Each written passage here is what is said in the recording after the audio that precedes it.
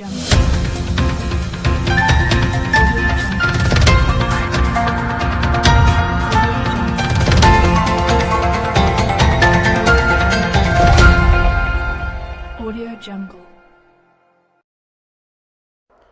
Friends, UPPCL 2.0 channel में आपका स्वागत है। मेरे चैनल को लाइक, शेयर और सब्सक्राइब करें। फ्रेंड्स, किसी कारणवश 2-3 दिन वीडियो नहीं पढ़ पाया। वीडियो आपको कंटिन्यू मिलता है और वीडियो ट्रिक के साथ मिलता है।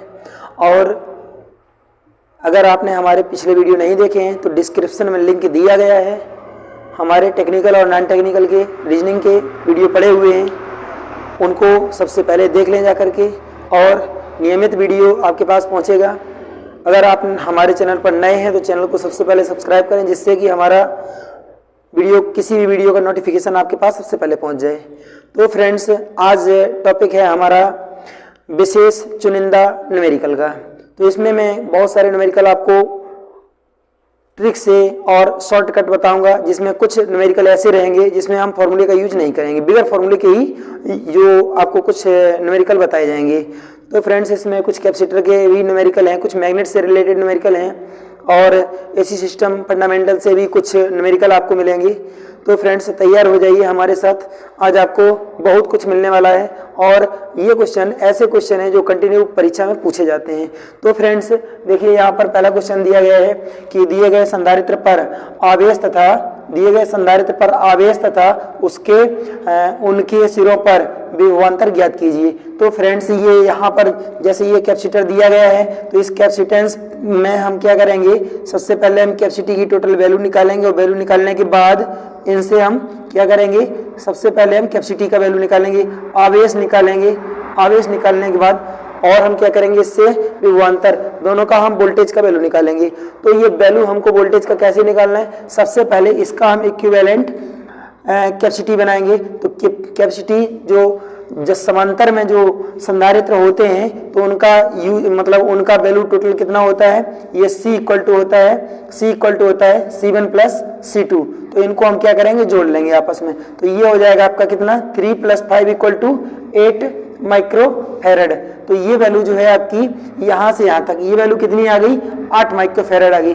तो फ्रेंड्स, ये दोनों मिला करके इसकी वैल्यू कितनी आ गई, इसकी 8 माइक्रोफैरड आ गई।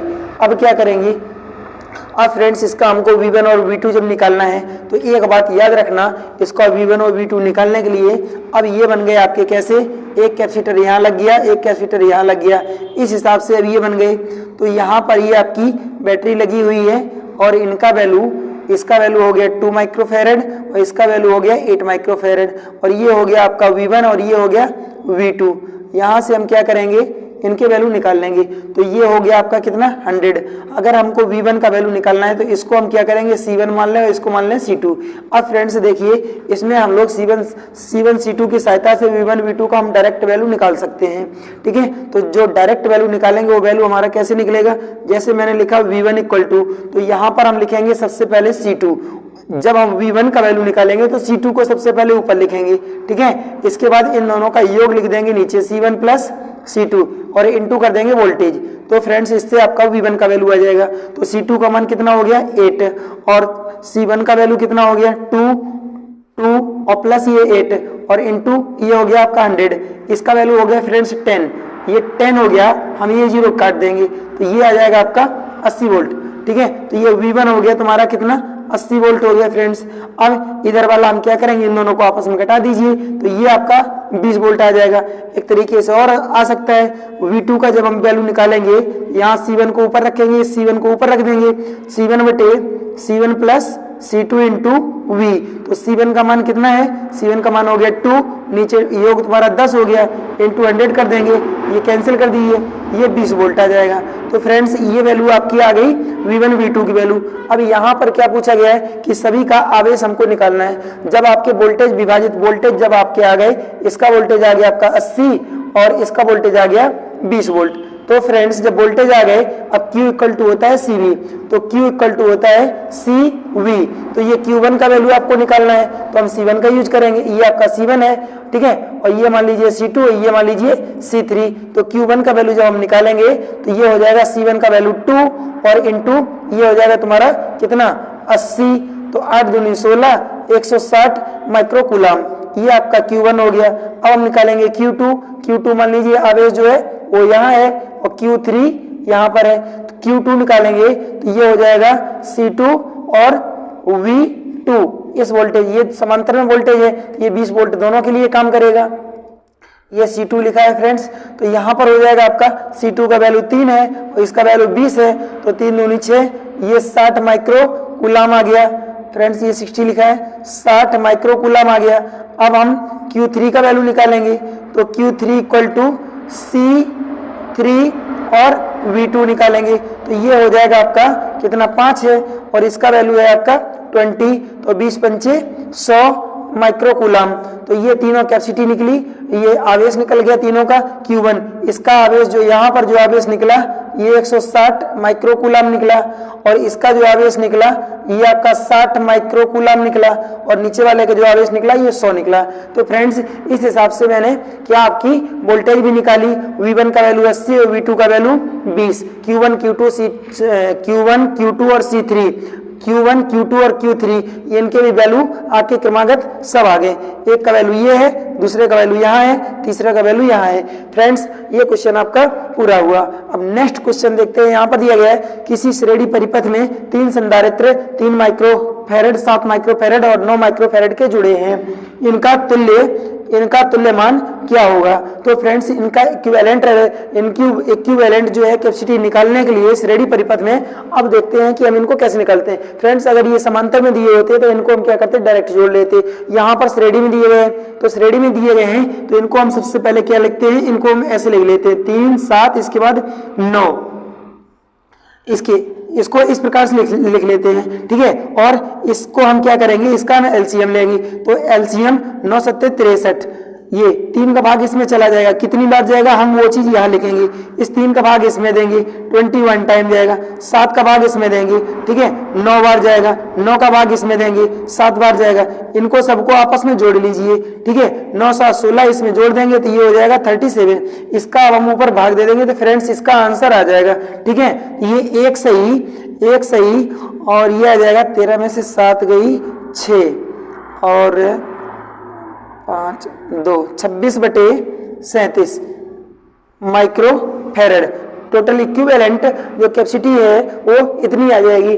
अब फ्रेंड्स अगर यहाँ पूछ दिया जाए, अगर इसके ऑप्शन दे दिए जाए कि इसका वैल्यू कितना आएगा, 3 से कम, 3 माइक्रोफैरड से कम, 7 माइक्रोफैरड से अधिक, 9 माइक्रोफैरड से कम, ऐसे करके अगर ये ऑप्शन आ जाए तो फ्रेंड्स एक बात याद रखना, श्रेणी में जो संधारित्र होते हैं उनका वैल्यू हमेशा सबसे छोटे वाले संधारित्र से भी कम आता है। जैसे कि यहाँ आया है, ये आपका संधारित्र का जो वैल्यू है श्रेणी का, ये इस प्रकार से मैंने मतलब जो है इसको कैलकुलेट कर लिया।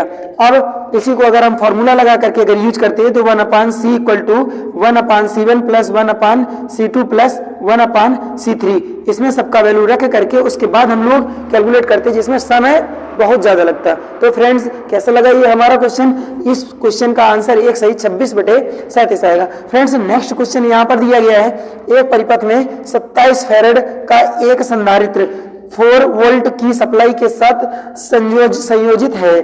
परिपथ के संधारित्र में संचित ऊर्जा ज्ञात करें। तो फ्रेंड्स संचित ऊर्जा E इक्वल टू होता है कैपेसिटर के लिए 1/2 CV²। तो इसके लिए हम लोग रखेंगे 1/2 और C का वैल्यू रखेंगे कितना, हम 27 इंटू V², ये हो जाएगा 4 × 4, इससे इसको कैंसिल कर देंगे 2 और ये 4 दूनी 8 हो जाएगा, ये 27 × 8, 8 7 56 और 8 दूनी 16 और 16 5 21, 216 जूल आ जाएगा फ्रेंड्स ये, ठीक है, जूल आ जाएगा। तो ये फ्रेंड्स आपके क्वेश्चन पूरे हुए कैपेसिटर से। अब मैं आपको बताता हूँ एसी फंडामेंटल के कुछ क्वेश्चन बताता हूँ। फ्रेंड्स यहाँ देखते हैं, एक क्वेश्चन दिया गया है,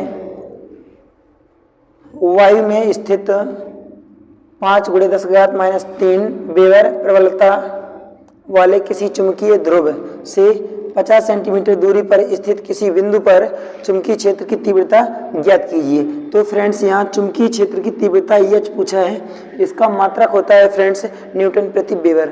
तो यहाँ पर तीव्रता H जो होती है, अब हम क्या करेंगे, इसके सबसे पहले पैरामीटर लेंगे। तो यहाँ पर प्रबलता ध्रुव ये होता है EM इक्वल टू ध्रुव की प्रबलता। इसमें केवल एक ध्रुव दिया गया है, तो एक ही ध्रुव की यहाँ पर जरूरत भी है। एक ध्रुव जो है वायु में स्थित किसी मतलब किसी भी दूरी तक जो एक ध्रुव है, जैसे M जो एक मैग्नेट है उसका एक N पोल होगा, एक S पोल होगा। S पोल उसकी प्रबलता या उसकी शक्ति कितनी दूरी तक जाएगी, जैसे मान करके चलिए कोई भी यहाँ पर एक मैग्नेट बना हुआ है, इसका ये N पोल है, ये S पोल है। N पोल से जो बल रेखाएं निकलेंगी ये अधिकतम कितनी रेंज कितनी दूरी तक जा सकती है, तो इसकी दूरी या रेंज किसी भी बिंदु तक रेंज दी गई है 50 सेंटीमीटर। तो फ्रेंड्स इसकी रेंज दी गई है, इतनी दूरी पर इसकी प्रबलता पूछी है कि कितनी होगी। तो फ्रेंड्स यहाँ से हम लोग ज्ञात कर सकते हैं कि ये दी गई है 5। चुंबकीय क्षेत्र पूछा है कि इस पॉइंट तक जो चुंबकीय क्षेत्र होगा, ठीक है, वो मैग्नेटाइजिंग एरिया जो होगा वो कितना होगा। तो यहाँ 5 × 10⁻³ वेबर ये इसकी एक ध्रुव की प्रबलता है, और इसकी डिस्टेंस जो दूरी होती है ये 50 सेंटीमीटर दिया गया। फ्रेंड्स इसको मीटर में चेंज करेंगे तो 0.5 मीटर आएगी ये। अब क्या करेंगे, अब यहाँ पर हम फॉर्मूला लगाएंगे। तो ये फ्रेंड्स चुंबकीय क्षेत्र की जो तीव्रता होगी, किसकी, चुंबकीय क्षेत्र की तीव्रता, चुंबकीय क्षेत्र की जो तीव्रता होगी वो होती है H इक्वल टू μ0μr/4π×M/d²। अगर यहाँ पर हमको फोर्स निकालना होता है तो हम फ्रेंड्स क्या करते हैं, यहीं पर एक बार M1 और M2 कर देंगे। जो फोर्स होता है, ठीक है, तो जो डबल मैग्नेट होता है, तो दोनों मैग्नेट पर एक दूसरे का जो आकर्षण या प्रतिकर्षण जो बल होता है वो F बराबर होता है μ0μr/4π×M1M2/d²। ये दोनों मैग्नेट के बीच की दूरी है, और ये M1 M2 दोनों मैग्नेट के दोनों पोलों का, आमने सामने वाले पोलों का जो है वो उसकी प्रबलता होती है। तो फ्रेंड्स यहाँ प्रबलता, यहाँ फोर्स नहीं पूछा है, यहाँ पर केवल चुंबकीय क्षेत्र की तीव्रता H पूछी है, ये कितनी दूरी तक जाएगी। फ्रेंड्स एक बात याद रखना, अब हम सबसे पहले इस गुत्थी को सुलझा लेते हैं जो हमेशा यूज आएगी। इसके बाद इसको जब सॉल्व कर लेंगे तो इसका वैल्यू हमेशा फिर वही यूज करना। जैसे मान करके चलिए ये μ0μr/4π रखा गया है, तो इसमें μ0 का मान होता है 4π×10⁻⁷ और इंटू ये रिलेटिव होती है, ठीक है, इसका मान होता है वायु के लिए 1 और निर्वात के लिए भी 1 होता है। तो फ्रेंड्स यहाँ पर नीचे आपका 4π है, इस वाली वैल्यू से ये कैंसिल हो जाएगा, एक के इसमें मल्टीप्लाई करेंगे तो इसका वैल्यू आएगा 10⁻⁷। अब हमेशा आप जहां पर भी आपको ये वैल्यू इतना मिले, ये पूरा वैल्यू मिले, ये वाला वैल्यू, इसके स्थान पर 10⁻⁷ का केवल यूज करना है। तो फ्रेंड्स ये हो जाएगा आपका H equal to 10⁻⁷ into M का वैल्यू हम ये चीज रख देंगे कितना, 5 × 10⁻³ अपान D के स्थान पर रखेंगे 0.5 का होल ऑफ स्क्वायर। अब फ्रेंड्स देखते हैं इसका परिणाम क्या आता है, आगे देख रहे हैं। यहाँ जैसे अब आगे दिया गया है, अब हम लोग इसको कैलकुलेट करते हैं, हो जाएगा 10⁻³ और -7 10⁻10 हो गया, इंटू हो गया 5 अपान इसका हम स्क्वायर करेंगे तो ये हो जाएगा 0.25। अब इसको जब हम अगले स्टेप में लिखेंगे तो ये इक्वल टू हो जाएगा 5 × 10⁻10 और ये नीचे 2 पॉइंट लगा हुआ है तो इसको हम लोग लिख सकते हैं कैसे, 25 × 10⁻²। इसको जब हम ऊपर लेकर के जाएंगे तो ये हो जाएगा फ्रेंड्स यहाँ पर H बराबर 500 × 10 का घात, या इसको हम ऐसे लिख सकते हैं 5 × 10 का घात -10 × 10⁻² अपान 25। इसको कैंसिल कर देंगे तो ये 5 आएगा। अब हम लिख सकते हैं कि 10 का मतलब होता है ये 100 हो गया, ठीक है, और 100 × 10⁻10 अपान 5। 5 से इसको काट देंगे तो ये कितना आएगा, 5 दूनी 10, 20 आया, एक 0 इधर ले जाएंगे, या हम इसको लिख सकते हैं। अब ये आंसर जो आएगा आपका ये 2 × 10⁻⁹। तो फ्रेंड्स इतना ये आंसर आएगा आपका कितना, 2 × 10⁻⁹, और ये होगा आपका न्यूटन प्रति वेबर। चुंबकीय क्षेत्र की जो तीव्रता होगी इस पॉइंट पर, मतलब जो लास्ट पॉइंट पर, वो होगी जाके आपकी 2 × 10⁻⁹ न्यूटन प्रति वेबर। तो फ्रेंड्स ऐसे हम इसको कैलकुलेट कर लेते हैं। फ्रेंड्स नीचे एक क्वेश्चन दिया गया है, एसएससी जेईई का क्वेश्चन है जो आया था, यहाँ पर हम इसको कैलकुलेट करेंगे। इसके लिए हम क्या करते हैं कि सबसे पहले हम देखते हैं कि रेडियन जो ओमेगा होती है, ये कोणीय चाल ओमेगा होती है, इसके बराबर क्या होता है। तो ये चीज आपको सबसे पहले पता होना चाहिए कि जो कोणीय चाल होती है इसको हम किस प्रकार से परिभाषित कर सकते हैं या कैसे हम निकाल सकते हैं। फ्रेंड्स सबसे पहले बनाते हैं एक सर्किल बनाते हैं और इसको हम कर देते हैं 2 भागों में विभाजित। एक हो गया आपका कितना, एक हो गया आपका ऊपर पाई और एक हो गया नीचे पाई, क्योंकि 180 डिग्री ऊपर हो गया, 180 डिग्री नीचे हो गया। पूरा सर्किल आपका 360 का होता है, तो यहां से हम लिख सकते हैं कितना, 2 पाई। ठीक है, अब इस पर अगर कोई भी व्यक्ति अगर यहाँ पर भ्रमित होगा या फिर यहाँ पर जो राउंड लगाएगा उसकी चक्रों की संख्या को हम इलेक्ट्रिकल में हम F के द्वारा दर्शाते हैं। तो ये ओमेगा इक्वल टू जो है, ये ओमेगा होती है कोणीय चाल, ओमेगा बराबर हो जाएगा आपका 2 पाई F। इसके द्वारा हम लोग दर्शा सकते हैं। जो F है फ्रेंड्स, ये है यहाँ पर आवृत्ति। अब हम लोग इसको लिख सकते हैं कैसे, इसको लिख सकते हैं F बराबर ओमेगा अपान 2 पाई। अब ओमेगा के स्थान पर रख देंगे 628 अपान 2 इंटू पाई का हम लोग वैल्यू रख देंगे 3.15, इतना रख देंगे। अब क्या करेंगे, 3.14 वैल्यू रखेंगे और इंटू 100 से अंश और हर में मल्टीप्लाई कर देंगे। जब अंश और हर में मल्टीप्लाई करेंगे तो फ्रेंड्स ये हो जाएगा 314। अब नीचे जो है ये हम लिखेंगे 314 गुणे 100 बटे, ये भी 314 हो जाएगा 100 का, इसमें आपस में मल्टीप्लाई कर देंगे, ये दोनों कैंसिल हो गया और आपका आंसर आ जाएगा कितना, 100 Hz। फ्रेंड्स 100 हर्ट्ज आपकी फ्रीक्वेंसी का वैल्यू आ जाएगा। ये हुई आपकी कौन सी फ्रीक्वेंसी, इसको हम कहेंगे आवृत्ति या फ्रीक्वेंसी। फ्रेंड्स कुछ और भी क्वेश्चन है जो हम आपको आगे बताने जा रहे हैं।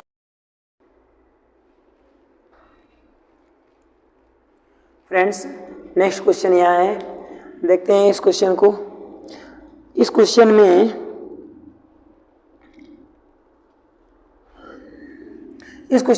ईएमएफ को पूछा गया है। तो यहाँ कौन कौन से पैरामीटर दिए गए हैं, सबसे पहले हम इस पर विचार करेंगे, इसके बाद हम कैलकुलेट करेंगे। तो फ्रेंड्स यहाँ पर जो ईएमएफ पूछा गया है, ये ईएमएफ कौन सा है, यहाँ पर क्या क्या परिमाण दिए गए हैं। तो यहाँ ये कहा है कि एक जो चालक है ये कैसा है, लंबा चालक है। तो मतलब यहाँ पर लंबाई लेंथ दी गई है, क्या दी गई है, लंबाई, चालक की लंबाई दी गई है। चालक की लंबाई कितनी दी गई है, 100 सेंटीमीटर। तो 100 सेंटीमीटर बराबर हम कितना लिख सकते हैं, 1 मीटर लिख सकते हैं। इसके बाद क्या दिया गया है, फ्लक्स दिया गया, फ्लक्स घनत्व दिया गया है। फ्लक्स घनत्व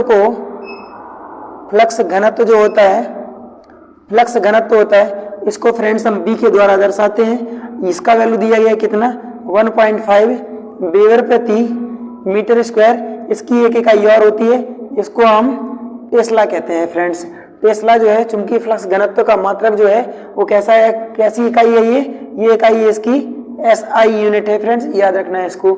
इसके बाद यहाँ पर और आगे क्या दिया गया है फ्रेंड्स, यहाँ दिया गया है वेग। जो कुंडली है और ये चालक है वो घूम रहा है, ठीक है, ये वेग दिया गया है। जब वेग दिया होता है इसको v से प्रदर्शित करते हैं। ये कितना दिया गया है, 50 मीटर प्रति सेकंड की गति से। और यहाँ पर आगे क्या कह रहा है कि ये लंबवत है, जो चालक है वो कैसा है, ये लंबवत है। जब चालक लंबवत होगा, जो फ्लक्स अगर ऐसे जा रहा है तो चालक इसके इस दिशा में है, तो ये दोनों के बीच में 90 डिग्री का एंगल बनेगा। तो ये आपका जो फाई बनेगा एंगल, जो ये फाई एंगल बनेगा, ये कितना है, 90 डिग्री है। तो फ्रेंड्स यहाँ पर हम लोग कैलकुलेट करेंगे, जो विद्युत वाहक बल आपका निकलेगा, तो जब ये वेग दिया होता है तो इसमें जो विद्युत वाहक बल पूछा गया है, ये गति के कारण जो कुंडली घूम रही है या जो चालक चल रहा है 2 मैग्नेट के बीच में या 2 पोलों के बीच में जो चालक घूम रहा है, उस चालक को हम क्या कहेंगे, वो चालक जो चल रहा है इसमें जो विद्युत वाहक बल उत्पन्न हो रहा है, ईएमएफ उत्पन्न हो रहा है, वो ईएमएफ कैसा है, गति के कारण ईएमएफ उत्पन्न हो रहा है। तो फ्रेंड्स यहाँ पर जो ईएमएफ होगा इसको हम इस ई के द्वारा डिनोट करते हैं, प्रदर्शित करते हैं। यहाँ से जो हम ईएमएफ निकालेंगे, विद्युत वाहक बल इलेक्ट्रोमोटिव फोर्स निकालेंगे, ये ई इक्वल टू होगा BLV sin phi, BLV sin phi. ये v है फ्रेंड्स वेग। अब यहाँ से electromotive force E equal to हो जाएगा, सबसे पहले हम b का वैल्यू रखेंगे, ये कितना है 1.5। इसके बाद हम L का वैल्यू रखेंगे, L कितना है 1 मीटर। इसके बाद हम 50 ये रखेंगे, तो ये हो जाएगा आपका कितना 50 मीटर प्रति सेकंड। इसके बाद हम साइन का वैल्यू रखेंगे, तो यहाँ हो जाएगा साइन 90। साइन 90 अंश का मान होता है इकाई फ्रेंड्स, और ये भी आपका इकाई है। इसके बाद 1.5 इंटू 1 इंटू कितना 50 और E इक्वल टू, अब इनका सबका आपस में मल्टीप्लाई करेंगे। जब मल्टीप्लाई करेंगे इस जीरो का मल्टीप्लाई जब इसमें करेंगे तो ये 15, ये जो पॉइंट है ये खत्म हो जाएगा। तो फ्रेंड्स यहाँ पर हो जाएगा आपका E का 15 का हम इसमें 50 में मल्टीप्लाई करेंगे तो 15 पंचे हो गया 75, एक जीरो, ये एक अंक के बाद हम पॉइंट लगा देंगे। तो फ्रेंड्स इसका ये आंसर हो गया वोल्ट में आएगा। EMF का मात्रक जो होता है ये वोल्ट होता है। ये आपका हो गया फ्रेंड्स आंसर। अब नेक्स्ट क्वेश्चन,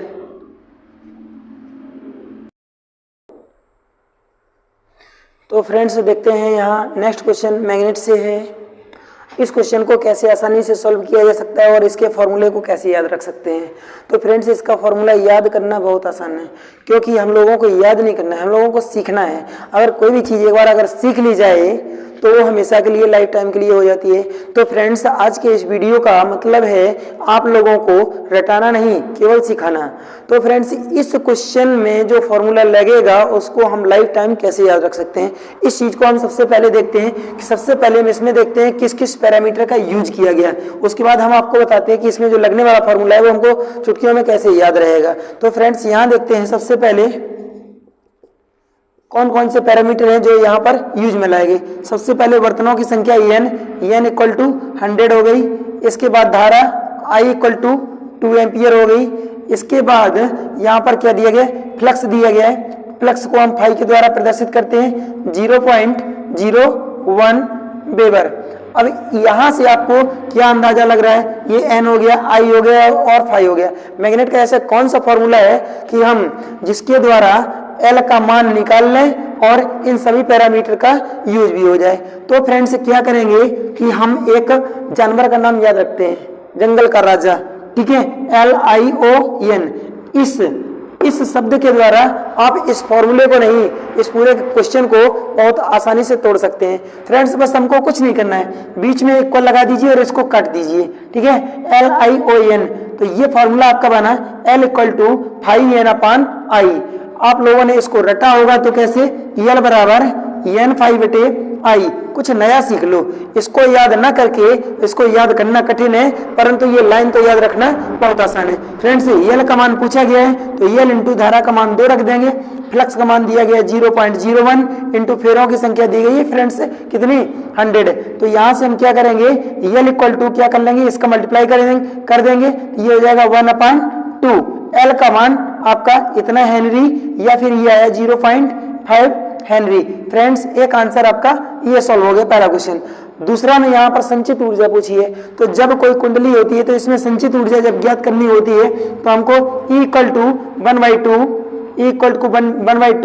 LI² होता है, LI²। फ्रेंड्स इसको हम क्या करेंगे, 1/2 L का मान आपने पहले से ही निकाल के रखा है, ठीक है, ये L का मान कितना निकाला है 1/2 और LI²। I जो है धारा आपने कितनी देखी है यहाँ पर 2 एम्पियर की, तो यहाँ हम 2 का क्या कर देंगे, स्क्वायर कर देंगे। तो फ्रेंड्स ये 1/4 इंटू 4 आपका आंसर आ जाएगा 1 जूल। दोनों क्वेश्चन आपके सॉल्व हो गए। देखिए फ्रेंड्स इस फॉर्मूले को हम लोग कैसे याद रखते हैं, इस फॉर्मूले को L इक्वल टू N5/I ऐसे हम याद रखते हैं, परंतु यहाँ देखिए फॉर्मूला भी वही है लेकिन तरीका थोड़ा सा अलग है, याद करने का तरीका सरल है। अब इसमें हम इसका मात्रक कैसे याद रख सकते हैं, फ्रेंड्स इसमें ट्रांसफर करना होता है, केवल I को इस पक्ष में ट्रांसफर कर दीजिए। L इक्वल टू हो जाएगा क्या, ये हो जाएगा आपका 5N/I। तो यहाँ से हो जाएगा वेबर टर्न प्रति एम्पियर, ये इसका मात्रक इसी रूप में हमेशा लिखा रहता है।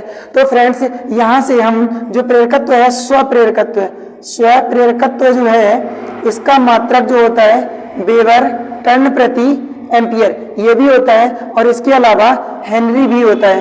फ्रेंड्स याद रखना है, 1 henry equal to 1 weber turn प्रति एम्पियर भी होता है।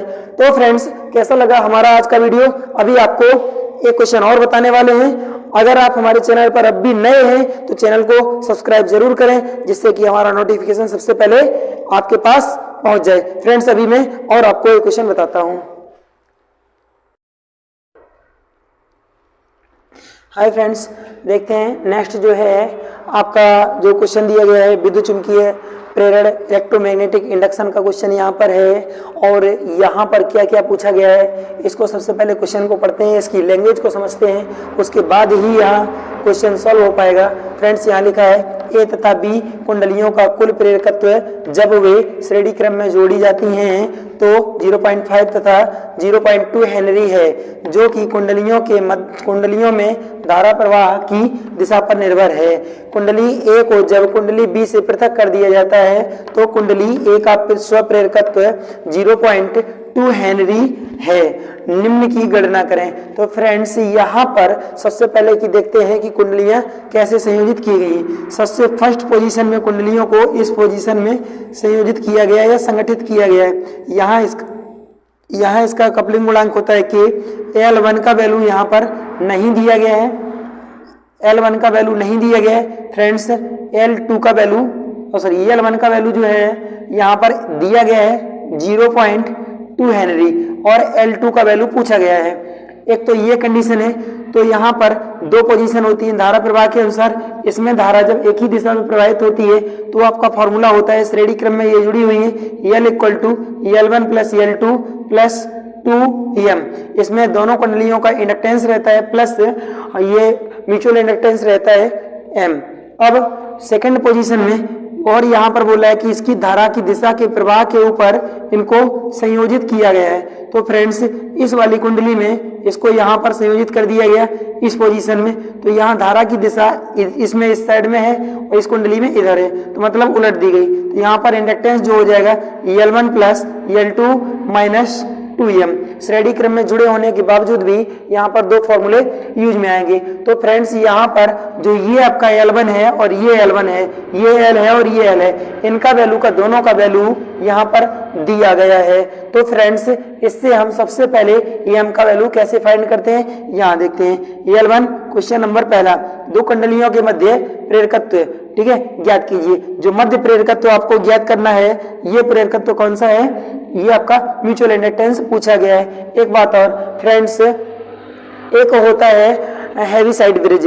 तो हैवी साइड ब्रिज जो सेतु होता है उसके द्वारा हम म्यूचुअल इंडक्टेंस का मान ज्ञात करते हैं, और मैक्सवेल ब्रिज के द्वारा मीडियम इंडक्टेंस, और हे ब्रिज के द्वारा हाई इंडक्टेंस, और एंडरसन ब्रिज के द्वारा जो है हम लो इंडक्टेंस का मापन करते हैं। तो फ्रेंड्स, L1 + L2 और ये प्लस 2M = यहाँ पर 0.5 दिया गया है, और अगले में L1 + L2 - 2M = 0.2 दिया गया है। यहाँ से हम म्यूचुअल इंडक्टेंस का मान निकाल सकते हैं। निशान चेंज कर दीजिए और ये दोनों आपस में कैंसिल हो जाएंगे। यहाँ हो जाएगा आपका 4M = दोनों को माइनस करेंगे 0.3 आएगा। तो M का वैल्यू फ्रेंड्स यहाँ से आ जाएगा कितना, 0.3/4 भाग दे देंगे 0.075 और ये आएगा आपका हेनरी में। तो फ्रेंड्स, ये पहला गुत्थी आपकी सुलझ गई। यहाँ पर M का वैल्यू पूछा गया था जो कि आपने फाइंड कर लिया है। अब फ्रेंड्स देखते हैं कि कुंडली B का स्वप्रेरकत्व। अब कुंडली जो B है उसका सेल्फ इंडक्टेंस पूछा गया है, तो ये हम लोग कैसे निकाल सकते हैं। तो यहाँ पर जैसे कि आपने ये M का वैल्यू जो निकाला है, तो इस M का वैल्यू चाहे आप नीचे वाले समीकरण में चाहे ऊपर इसमें रख दीजिए अथवा इसमें रख दीजिए, दोनों में से किसी में भी जब रखेंगे, एक L का मान यहाँ पर दिया गया है, एक L का मान दिया गया है, M का मान आपके पास हो गया, इसका वैल्यू, इस L का मान भी दिया गया है और इस L का भी वैल्यू दिया गया है, इसका वैल्यू हमको प्राप्त हो जाएगा। अब देखते हैं इसका वैल्यू हम लोग कैसे निकालते हैं। तो फ्रेंड्स, ये वैल्यू आपका M का आ गया 0.075।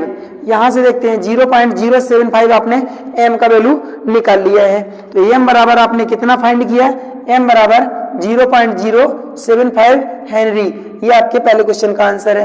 तो फ्रेंड्स, सेकंड क्वेश्चन के लिए हम लोग क्या करते हैं, यहाँ से लिखते हैं L1 + L2 + 2M = 0.5 और यहाँ L1 का वैल्यू दिया गया 0.2 प्लस L2 का वैल्यू फाइंड करना है 2 इंटू 0.075 इक्वल टू 0.5। इनका दोनों का मल्टीप्लाई करेंगे 75 दूनी 150 150 हो गया 0.5 प्लस L2 प्लस ये हो गया 0.15 इक्वल टू 0.5। अब इन दोनों को आपस में हम ऐड कर लेंगे तो ये हो जाएगा L2 प्लस ये 0.5 दिया गया, सॉरी 0.2 दिया गया है फ्रेंड्स। इन दोनों को हम जब ऐड करेंगे तो ये हो जाएगा 0.35 इक्वल टू 0.5। इसको उधर घटा देंगे तो ये L2 का वैल्यू आ जाएगा 0.5 माइनस 0.35 इक्वल टू ये आपका बचेगा यहाँ पर 0.15 हेनरी। फ्रेंड्स L2 का वैल्यू यहां से मैंने फाइंड कर लिया। अब यहां पर पूछा है कि युग्मन गुणांक K का वैल्यू आपको निकालना है। अब क्या करेंगे, ये 0.15 आपका किसका वैल्यू आया, यहां लिखते हैं। यहां पर आपका L1 का वैल्यू L1 इक्वल टू 0.2 और L2 इक्वल टू 0.15। हमको K का वैल्यू निकालना है तो हम यहां पर एक फॉर्मूला लगाएंगे। ये होता है आपका K equal to M upon under root L1 L2। इसी में रख दीजिए। M का वैल्यू आपका आया था कितना 0.075 अपान अंडर रूट और ये वैल्यू आपका आया है कितना 0.2 इंटू 0.15। तो L1 L2 का वैल्यू आपके पास आ गया। अब हम क्या करेंगे, इसमें हम मल्टीप्लाई कर देंगे। ये हो जाएगा आपका 0.015 अपान 15 दूनी 30। ये हो गया आपका अंडर रूट 0.30। इसको हम लिख सकते हैं कैसे 0.075 अपान इसको हम लोग लिख सकते हैं कैसे 3/100।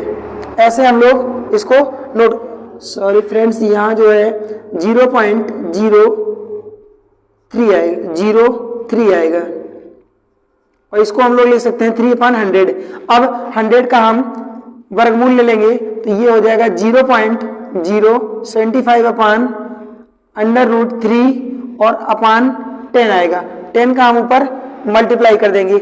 जब मल्टीप्लाई करेंगे तो फ्रेंड्स कितना आएगा, यहाँ ये आपका निकलेगा K बराबर 0.075 into 10 upon under root 3। Under root 3 से हम दोनों पक्षों में मल्टीप्लाई कर देंगे तो जब मल्टीप्लाई करेंगे तो K इक्वल टू हो जाएगा आपका 0.75 इंटू 1.1732 बटे 3। इसका अंडर रूट 3 का और इसका अंडर रूट 3 का मल्टीप्लाई कर देंगे। 3 से इसको काट देंगे तो ये आएगा 0.25।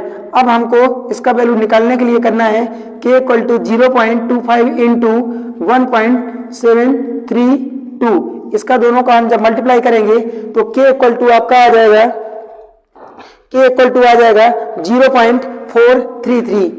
K equal to 0.433।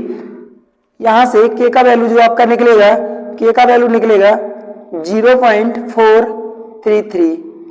जब हम इनका कैलकुलेशन करेंगे तो ये 0.433 आ जाएगा फ्रेंड्स।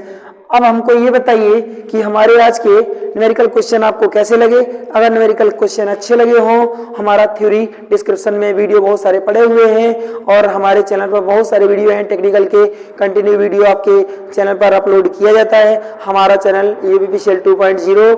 आप लोग जितना हमको प्यार देंगे, हमारे चैनल को लाइक सब्सक्राइब और शेयर करेंगे फ्रेंड्स, आपके लिए मैं मेहनत करता हूँ। राजस्थान का वैकेंसी आया है, आप लोगों ने अगर डाला है, अगर नहीं डाला है तो उसको डाल लीजिए और मेहनत करिए हमारे साथ फ्रेंड्स। पक्का आपका निश्चित रूप से आपका सिलेक्शन हो जाएगा, केवल आशा रखिए बस। जब मेहनत करेंगे, और दूसरी बात, अगर आपका कोई भी क्वेश्चन न्यूमेरिकल क्वेश्चन या थ्योरी से रिलेटेड कोई भी ट्रिक आपको अगर चाहिए हो, न्यूमेरिकल आपको सॉल्व नहीं हो पा रहा है तो हमारे पास भेज दीजिए। हमारा व्हाट्सएप नंबर डिस्क्रिप्शन में लिंक भी दिया गया है। व्हाट्सएप से या फिर टेलीग्राम से आप लोग डायरेक्ट जुड़ सकते हैं और उस टेलीग्राम पर अपना क्वेश्चन हमारे पास शेयर कर सकते हैं फ्रेंड्स। आपको क्वेश्चन का जवाब जरूर मिलेगा।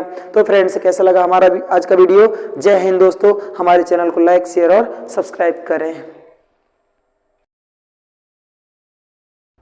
हाय फ्रेंड्स, ABPCL 2.0 चैनल में आपका स्वागत है। मैं जितेंद्र सर आज लेकर के आया हूँ कुछ विशेष ट्रिक्स, जो ट्रिक है आपकी विद्युत प्रदीपन से और यहाँ पैसिव डिवाइस। विद्युत प्रदीपन से ऐसी ट्रिक है कि जहाँ पर सभी का कन्फ्यूजिंग बहुत ज़्यादा होता है, तो इस कन्फ्यूजिंग को समाप्त करने के लिए फ्रेंड्स यहाँ पर क्या किया गया है देखेंगे। यहाँ पर एक मैंने ट्रिक बनाई है जिससे आपको 4 मात्रक बड़े आराम से याद रहेंगे और ये भी आपको पता रहेगा यहाँ से कि पैसिव डिवाइस कौन कौन से होते हैं। तो फ्रेंड्स इसको देखेंगे कि प्रदीपन जो है, प्रदीपन के मात्रक कौन कौन से हैं। तो प्रदीपन के मात्रक हम इससे याद रख सकते हैं, ई लबर ज्योतिबा फूले को पैदल ताके। फ्रेंड्स इससे पहले अगर हमारे चैनल पर आप नए हैं तो चैनल को सब्सक्राइब जरूर करें, शेयर करें अपने फ्रेंडों में। तो फ्रेंड्स जितना ज़्यादा हमारे चैनल को आप शेयर करेंगे हमको बहुत ही अच्छा लगेगा, और कमेंट जितना ज़्यादा हो सके करें फ्रेंड्स, थंबनेल जरूर करें। तो फ्रेंड्स यहाँ देखते हैं कि यहाँ लिखा है ई लेवर, इसका मतलब हो गया, ई से मतलब हो गया कि आपका इफिशियंसी, इसी को हम दक्षता कहते हैं। तो इफिशियंसी का मात्रक जो होता है ये ल्यूमेन प्रति वाट, यहाँ से हम लोग इसको लिख सकते हैं ल्यूमेन प्रति वाट। तो ये आपका पहला फॉर्मूला यहाँ से तैयार हो गया। तो फ्रेंड्स ये ल्यूमेन प्रति वाट, इसका मतलब क्या हो गया कि दक्षता का मतलब होता है आउटपुट बटे इनपुट। जैसे मान करके चलिए कि कोई भी डिवाइस है, इसमें मैंने इनपुट कितना किया और आउटपुट कितना मिला। अगर कोई लैंप है तो इनपुट में हम उसको शक्ति देंगे जो वाट में रहेगी, और आउटपुट में वहां से प्रकाश उत्पन्न होगा जो आपका रहेगा किसमें, ल्यूमेन में। तो फ्रेंड्स आउटपुट बटे इनपुट, कोई भी लैंप है तो उसमें हम इनपुट दे रहे पावर और आउटपुट में वहां से प्रकाश निकल रहा है, तो आउटपुट बटे इनपुट हो गया। तो आउटपुट में जो प्रकाश आपका निकल रहा है, ल्यूमेन जो निकल रहा है वो बटे इनपुट, मतलब जो इनपुट हम जो सप्लाई दे रहे थे वो। तो फ्रेंड्स याद रखना ये ल्यूमेन प्रति वाट ये दक्षता का मात्रक होता है। किस दक्षता का, ठीक है, प्रदीपन की दक्षता या लैंप की दक्षता का मात्रक होता है। फ्रेंड्स अगला यहाँ पर अगला मात्रक है यहाँ पर ज्योतिबा फूले। तो इसका मतलब हो जाएगा ज्योति फ्लक्स, ये ज्योति हो गया, ये फ्लक्स हो गया। इसका मात्रक होता है ये यहाँ पर लिखा हुआ है, इसका मात्रक होता है ये ल्यूमेन। तो ये भी आप बड़े आराम से इसको याद रख सकते हैं कि ज्योति फ्लक्स जो फाई होता है, फ्लक्स जो होता है, ज्योति फ्लक्स जो होता है, इसका मात्रक ल्यूमेन होता है। तो फ्रेंड्स याद रखेंगे जो चुंबकीय फ्लक्स होता है उसका मात्रक वेबर होता है। यहाँ से हम ये ज्योति फ्लक्स है, अगर चुंबकीय फ्लक्स की बात आती है, चुंबकीय फ्लक्स की बात आती है तो इसका मात्रक होता है वेबर। फ्रेंड्स ये भी याद रखना। और जो वैद्युतिक फ्लक्स होता है, वैद्युतिक फ्लक्स, जो वैद्युतिक फ्लक्स होता है, वैद्युतिक फ्लक्स, इसका मात्रक होता है न्यूटन। फ्रेंड्स याद रखना वैद्युत फ्लक्स, सॉरी, इसका मात्रक कूलाम होता है, कूलाम। वैद्युतिक फ्लक्स का मात्रक कूलाम, चुंबकीय फ्लक्स का मात्रक वेबर और ज्योति फ्लक्स का मात्रक ल्यूमेन होता है। हम इससे याद रख सकते हैं ज्योति फ्लक्स का मात्रक। अब यहाँ पर लिखा है फ्रेंड्स तीसरे नंबर पर पैदल, इसका मतलब हो गया प्रदीप्ति। जो प्रदीप्ति होती है, प्रदीप्ति, इसका मात्रक होता है लक्स। यहाँ से स्पष्ट हो जाएगा आपका, इसको हम इससे बड़े आराम से याद रख सकते हैं, ताकि यहाँ से मतलब हो गया, ता से मतलब हो गया तीव्रता। ये कौन सी तीव्रता है, हम यहाँ पर प्रदीपन पढ़ रहे हैं तो इसमें ज्योति होगा। तो ज्योति तीव्रता का जो मात्रक होता है फ्रेंड्स यहाँ पर लिखा है कैंडेला। ये एक एसआई यूनिट भी है। फ्रेंड्स याद रखना, यहाँ से हम लोग इसको देख सकते हैं कि विभिन्न पैसिव डिवाइस, जो पैसिव डिवाइस होते हैं, जो पैसिव डिवाइस होते हैं वो ओम के नियम के सिद्धांत पर कार्य करते हैं। तो फ्रेंड्स इसको हम लोग कैसे देख सकते हैं, जो ओम के सिद्धांत पर कार्य करने वाले जो डिवाइस होते हैं उनको पैसिव डिवाइस कहते हैं, और इनमें स्वयं की विद्युत सप्लाई नहीं होती, इनको किसी दूसरे के द्वारा परिचालित किया जाता है। तो फ्रेंड्स यहाँ पर जैसे मैंने लिखा है कि ट्रिक, इसमें टी से मतलब हो गया ट्रांजिस्टर, आर से मतलब हो गया रजिस्टर, आई से मतलब हो गया इंडक्टर और सी से मतलब हो गया कैपेसिटर। इनमें स्वयं की अपने आप की विद्युत सप्लाई नहीं होती है, इनको किसी अन्य सप्लाई के द्वारा या सप्लाई स्रोत के द्वारा परिचालित किया जाता है। जिन इंस्ट्रूमेंट में अपने स्वयं की सप्लाई होती है वो पैसिव डिवाइस नहीं होते, उनको हम एक्टिव डिवाइस कहते हैं, जिसमें स्वयं की विद्युत सप्लाई होती है। जैसे कि कोई अर्धचालक है, वो एक्टिव डिवाइस है, क्योंकि उसमें थोड़ा सा टेम्परेचर हम देंगे तो विद्युत सप्लाई उत्पादित होने लगती है। तो फ्रेंड्स कैसी लगी हमारी आज की ट्रिक? अगर ट्रिक हमारी अच्छी लगी हो तो फ्रेंड्स हमारे वीडियो को लाइक शेयर सब्सक्राइब करें। Thank you for watching. जय हिंद दोस्तों।